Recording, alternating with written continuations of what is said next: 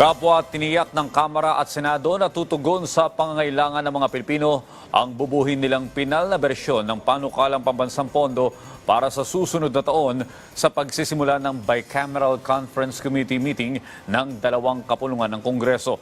Si Mela Lesmora sa detalye.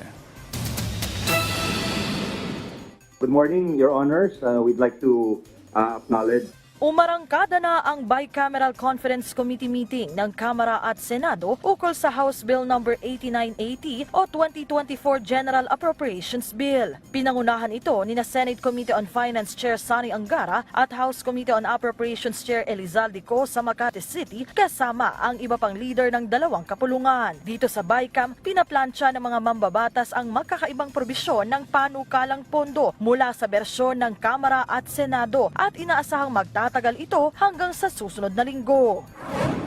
I pray that we reconcile our differences in the coming days and harmonize our varied perspectives with the programs of the present administration and the needs of our constituents. sa panahon ngayon, highly uncertain times where countries are at war, children are dying.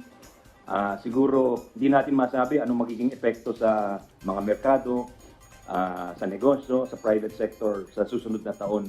Pero ang magagawa po natin is gampanan natin mahusay yung ating tungkulin sa ilalim ng saligang batas. Ayon kay Ko, sa ilalim ng 2024 budget proposal, prioridad nilang maihatid ang mga pangunahing pangangailangan ng mga Pilipino at matugunan ang iba't ibang hamon sa bansa.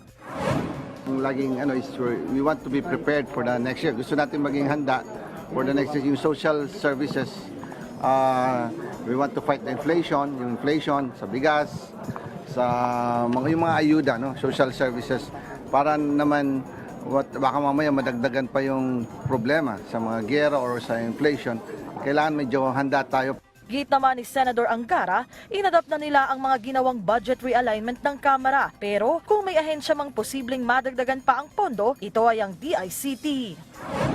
Kasi DICT parang to fight cyber for increased cyber security dahil alam natin minsan yung gera hindi na sa battlefield, di ba? Hindi na barilan, kundi someone can disable your cyber networks pag nawala yung information, di ba? Tayo as consumers, nagka-transact tayo online, pag nawala yun, pilay tayo. Our economy will come to a halt. So I think the DICT is trying to appeal for naibalik sana at least a portion of their confidential fund. Yun ang pag-usapan namin ni Chairman Salvi.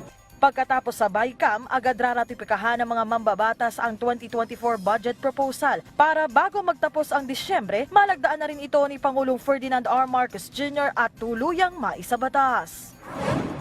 Bukod sa budget proposal, umaasa ang mga mambabatas na bago magtapos ang taon, ilang mahalagang panukalang batas pa ang kanilang maipapasa sa ikatlo at huling pagbasa. Mela Lesmora para sa Bayan.